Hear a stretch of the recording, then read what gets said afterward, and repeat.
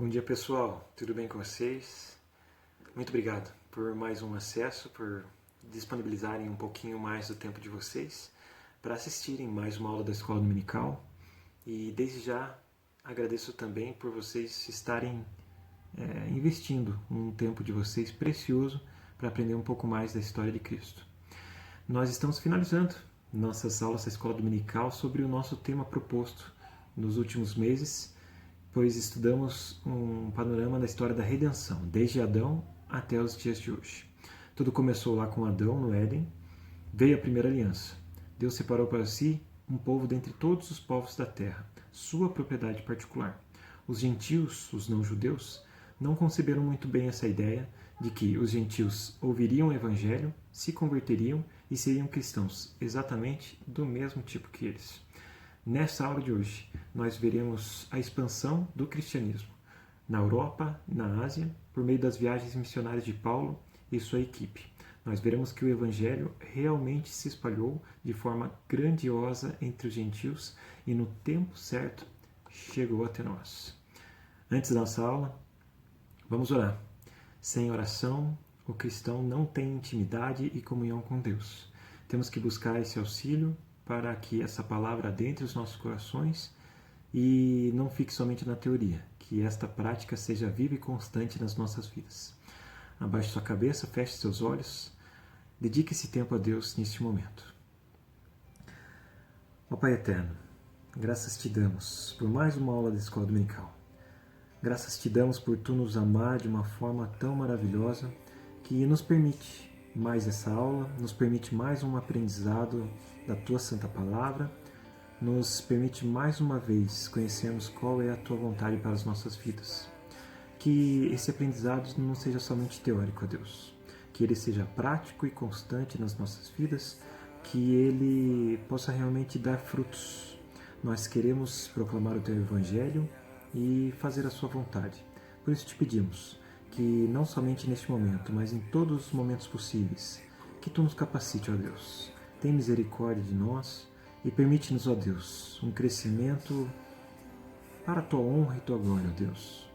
Queremos que todos aqueles que estão ao nosso redor recebam desta palavra de esperança e de fé. Nós te entregamos esta aula, te entregamos nossas vidas. É em nome de Jesus que nós oramos e agradecemos. Amém.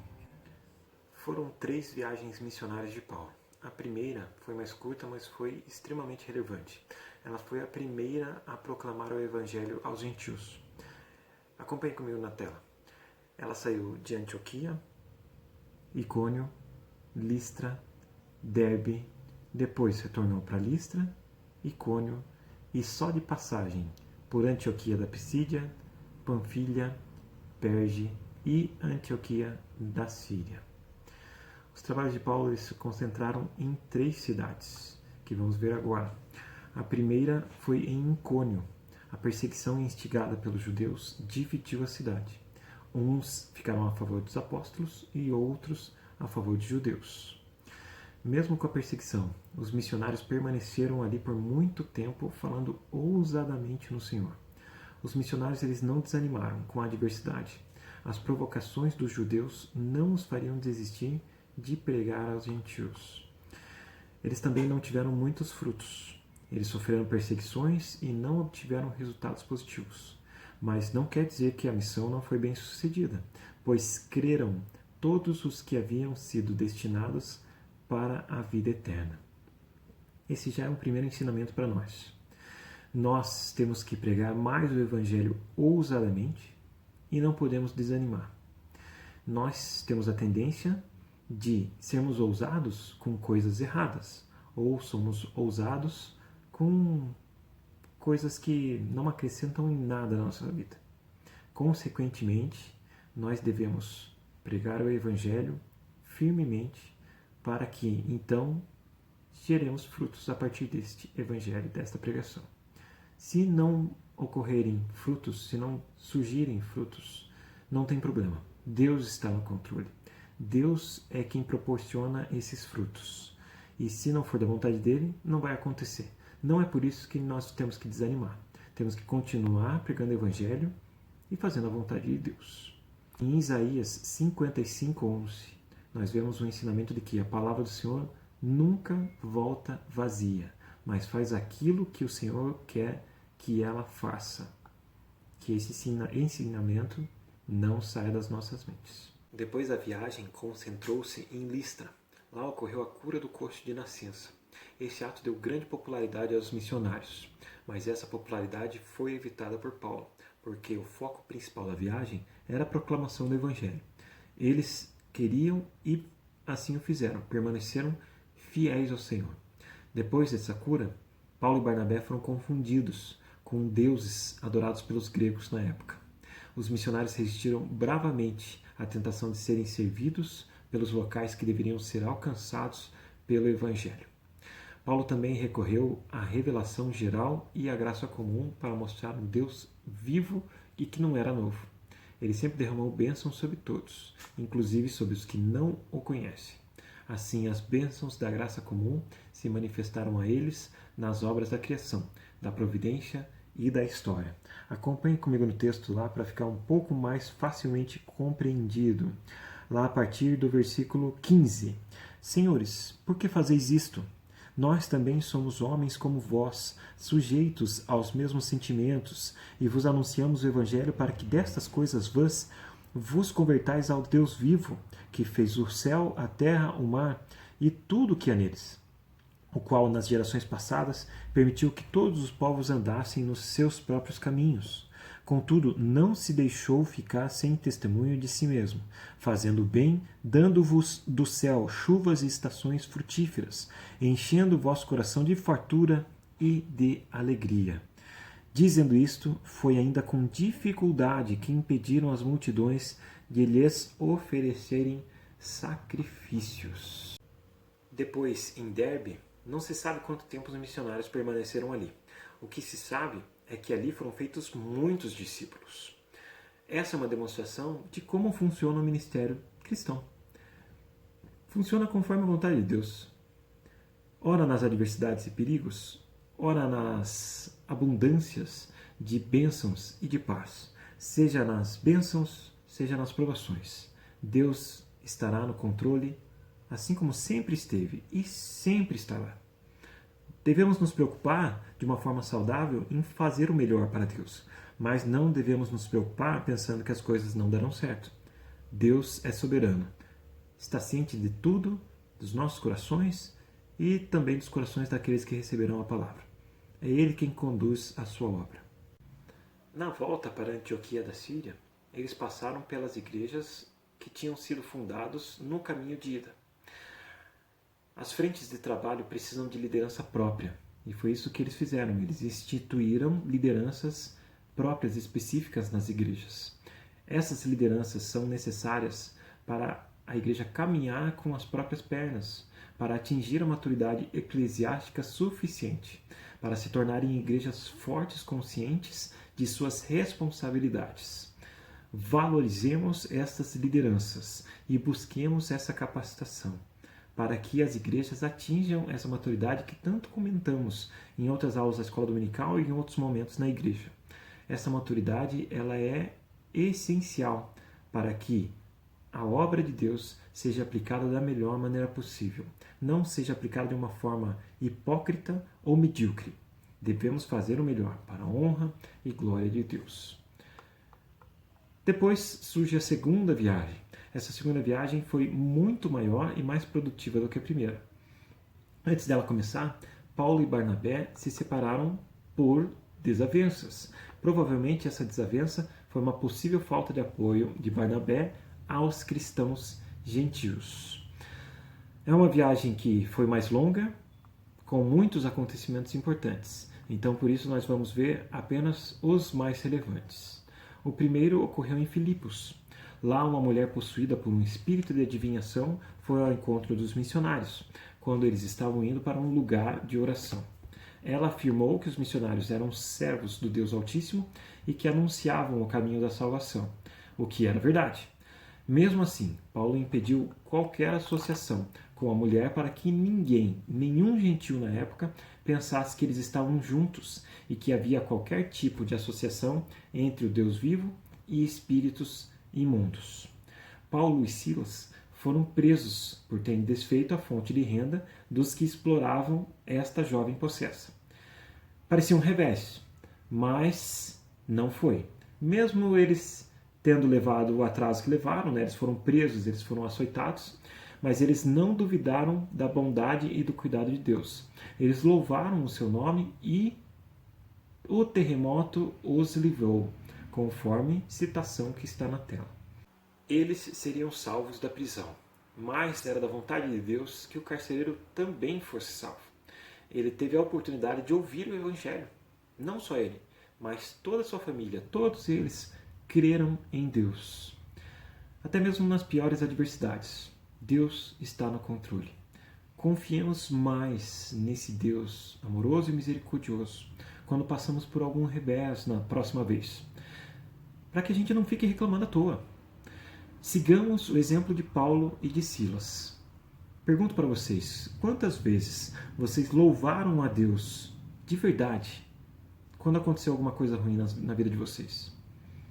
Esse é um grande ensinamento que a gente não pode esquecer. Temos que repassar esse ensinamento para todos aqueles ao nosso redor. Depois, em Tessalônica, lá o Senhor abençoou grandemente o trabalho dos missionários. Alguns judeus e numerosa multidão de gregos piedosos, conforme está no texto, estes muitos tementes a Deus, e muitas distintas mulheres, ou seja, de alta posição, ou conforme alguns manuscritos, mulheres esposas de homens de alta posição. Todos estes creram em Jesus. Ao mesmo tempo que vinha a bênção de colher os frutos do trabalho, a perseguição novamente aconteceu. Deus permitiu com que ela acontecesse. Um homem chamado Jason os hospedou, o que lhe causou sérios problemas com as autoridades locais. Isso aconteceu porque Paulo não se hospedava em pousadas ou hotéis. Eles eram recebidos e acolhidos por pessoas que ouviam sua mensagem e criam nela. Esse é um ensinamento fundamental para nós. Apoiar missões. Sempre ouvimos esse ensinamento. Devemos aplicá-lo. Quantas vezes você já ouviu e aplicou na sua vida? Não devemos deixar de sermos missionários, como já aprendemos, pregando a palavra para todos ao nosso redor. Mas se não podemos levar a palavra para outros lugares mais distantes, e se não vivemos disso, podemos apoiar financeiramente os irmãos e também sustentá-los, como mostrou o exemplo do texto. Se não é possível sustentarmos com dinheiro, que possamos sustentá-los na nossa casa, recebê-los na nossa casa. Eu creio que isso é possível. Talvez venham pessoas, pregadores, missionários, seminaristas, evangelistas, líderes, não sei, pessoas que trabalham na obra, vêm de fora. Podemos nos dispor para recebê-los da melhor maneira possível, com amor ao próximo, cuidando deles e sustentando eles dessa maneira. Deus enxergará esse sustento. Nos sustentará também por causa disso. Não devemos promover esse sustento para que possamos receber algo. Devemos fazer isso naturalmente. O amor ao próximo ele é espontâneo. Então devemos nos lembrar mais desses missionários. O próximo evento principal aconteceu em Bereia. E quando você escuta sobre essa cidade, você deve se lembrar sobre os cristãos de Bereia que verificavam com mais afinco as escrituras para ver se realmente acontecia conforme lhes era ensinado, certo?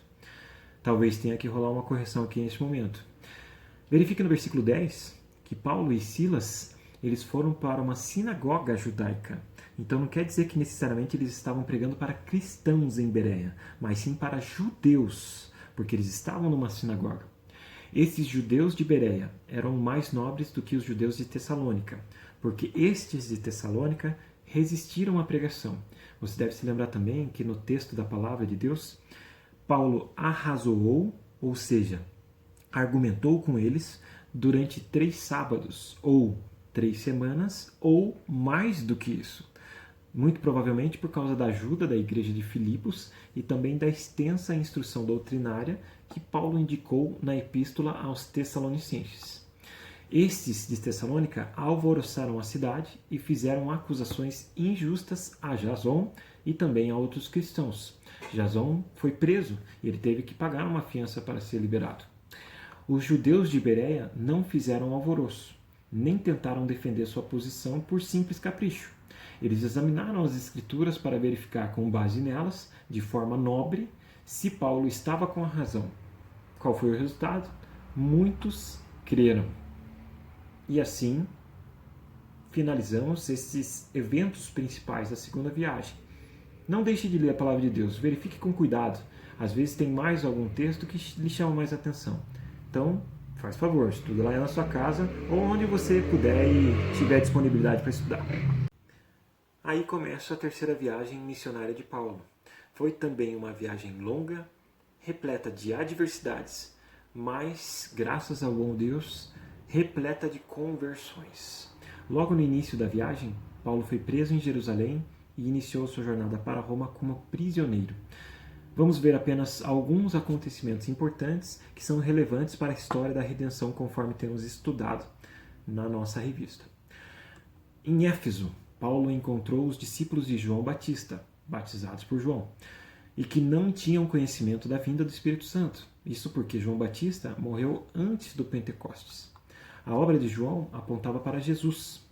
Paulo entendeu que, por isso, eles podiam e deviam receber o batismo cristão, que ocorreu, e logo após veio sobre eles o Espírito Santo. Aqui neste momento da história bíblica, o ciclo de descidas do Espírito Santo estava completo. Primeiro aconteceu com os judeus em Jerusalém, depois com os samaritanos, depois com os gentios em território judaico e depois com os judeus em território gentílico. Isso demonstra que o Espírito Santo foi e é o mesmo sobre toda a igreja, sobre judeus e gentios, em todo o mundo. É um ensinamento para nós. Não devemos fazer distinção de qualquer que seja a pessoa que cruzar na nossa frente. Ela pode ser uma pessoa separada por Deus, pode ser alguém que integrará o seu povo nesta história da redenção. Então devemos tratar a todos sem distinção, com todo respeito, com todo amor ao próximo que nos foi ensinado na sua palavra. Acompanhe comigo lá no texto, no capítulo 19 de Atos, a partir do versículo 13, que alguns judeus que praticavam o exorcismo ambulante tentaram expulsar espíritos imundos em nome de Jesus a quem Paulo pregava. Levaram uma invertida, levaram um sacode que tiveram que sair correndo de lá, né? Isso porque o demônio sabia quem era Paulo e quem era Cristo, mas não conhecia os judeus, pois estes usurparam o direito de falar em nome de Jesus. Se fizeram como Paulo, mas eles não tinham nem autoridade espiritual e nem comunhão de fé com o Filho de Deus, conforme Paulo tinha. É importante a gente analisar o texto diretamente a partir do versículo 17. Acompanhe comigo lá. Chegou este fato ao conhecimento de todos, assim judeus como gregos, habitantes de Éfeso. Veio temor sobre todos eles, e o nome do Senhor Jesus era engrandecido. Muitos dos que creram vieram confessando e denunciando publicamente as suas próprias obras essas pecaminosas. Também muitos dos que haviam praticado artes mágicas, feiticeiros, reunindo os seus livros, os queimaram diante de todos. Calculados os seus preços, achou-se que montavam a 50.000 denários, ou 50.000 moedas de prata. Assim, a palavra do Senhor crescia e prevalecia poderosamente. 50.000 moedas de prata equivaliam a 50.000 dias de serviço na época, porque cada moeda de prata era um dia de serviço. Então, graças a Deus por Ele dar mais esta comprovação para nós, de que Ele está à frente de tudo. Paulo nem estava lá. Tentaram passar por ele, mas levaram uma invertida, porque essas pessoas tentaram terceirizar esta fé. Esta terceirização da fé é um ensinamento para nós. Nós devemos ter um aprendizado constante da palavra de Deus. Vida de oração verdadeira. Acordar de madrugada para conversar com Deus. Agradecer a Deus por todos os problemas. Agradecer a Deus por todos os atos, por todos os acontecimentos da nossa vida. Para que então nós não façamos o que é errado e não pequemos. Nós não podemos nos apoiar na fé dos outros. Os outros podem orar por nós e nos ensinar sobre Cristo, mas nós devemos também orar e estarmos aptos a ensinar nossa comunhão, nossa vida com Deus, nosso avivamento, nossa responsabilidade. Nossa responsabilidade. Nunca dos outros. Devemos sim ter amigos que são capazes, que têm um conhecimento maior, que têm uma intimidade maior com Deus. Mas também devemos ter esta vida verdadeira com Deus. A nossa vida com Deus, ela é extremamente essencial. Não podemos deixar para depois. É para agora. Nós nos cansamos de ver vídeos nesse período de quarentena porque estamos cansados, queríamos estar na igreja, porque queríamos que as coisas acontecessem de outra forma. Meu irmão, seria muito bom, né? Só que melhor ainda é que a vontade de Deus seja a principal das nossas vidas. Que a sua vontade seja a segunda, a terceira, a quarta ou a quinta, seja lá qual for. Mas Deus vai estabelecer sempre a sua vontade e ela sempre vai ser a melhor. Nossa vontade sempre vai ser a pior. Não adianta. Pode ser que em alguns momentos nós temos boas vontades, mas a melhor que a de Deus nunca vai ser. A expansão do Evangelho seguiu em frente e no tempo certo veio para o Brasil. A missão já atingiu seu fim? Não. Todos os povos devem ser evangelizados e conhecer a Cristo até que, por fim, a igreja toda, constituída de cristãos judeus e cristãos gentios, se reúna diante do Cordeiro. Devemos ser gratos por todas as viagens missionárias que ocorreram, as de Paulo e todas as outras que ocorreram na sequência. Todas elas alavancaram o cristianismo e fizeram com que o cristianismo adentrasse em todos os povos, povos pagãos, povos incrédulos, e que apresentaram a história da redenção. Essa história da redenção começou em Deus. Ele tomou a iniciativa, estabeleceu a aliança com Adão, estabeleceu os termos dessa aliança, movido única e exclusivamente por sua graça, providenciou uma solução para o pecado e para a nossa necessidade de reconciliação com Ele. Ao longo da história, o Senhor confirmou a aliança com fidelidade, apesar da constante infidelidade humana. Através das missões enviadas aos gentios, o Evangelho se espalhou e chegou até nós. Fazemos parte da história da redenção. Um dia estaremos juntos com todos os cristãos de todas as nações, povos, línguas e raças, adorando ao Senhor na Nova Jerusalém para sempre. Você está ansioso por isso, meu irmão? Eu também estou. Devemos estar preparados para isso. Seja na vontade de Deus, seja cedo ou seja tarde, nós devemos estar prontos para adentrar a esta Nova Jerusalém. Isso porque somos integrantes nessa história da redenção. Por isso, por sermos esses integrantes, nós temos uma missão a cumprir. Não ignore esta missão. Não negligencie o seu papel na obra de Deus. Viva sempre se lembrando disso. Capacite-se, meu irmão. Mastigue a palavra de Deus. Conviva com Deus como se você fosse desmaiar, porque a gente não pode ficar sem comer. Se a gente ficar sem comer, a gente vai levar um atraso, a gente pode passar mal a qualquer momento. Se você ficar sem a palavra de Deus, você pode levar um atraso. Então lembre-se desse atraso. Não deixe para depois. Comece agora, nesse exato momento. Logo depois desse vídeo, ou ainda hoje. Faça a vontade de Deus na sua vida. Meu irmão, muito obrigado por você assistir mais esse vídeo. Deus te abençoe, que Deus te proteja, que Deus te acompanhe aonde quer que você esteja. E que nós possamos proclamar essa história da redenção a todos aqueles ao nosso redor. Deus é maravilhoso. Ele nos faz integrantes do seu povo, dessa história. E muitos outros ao nosso redor também são integrantes e também fazem parte dessa história. Que nós possamos proclamar esse Evangelho a toda criatura e assim todos aqueles podem entender, perceber e conceber o quão maravilhoso é viver uma vida de intimidade com Deus. Grande abraço, meu irmão. Um bom domingo para você e que possamos estar juntos no próximo vídeo, se Deus assim quiser.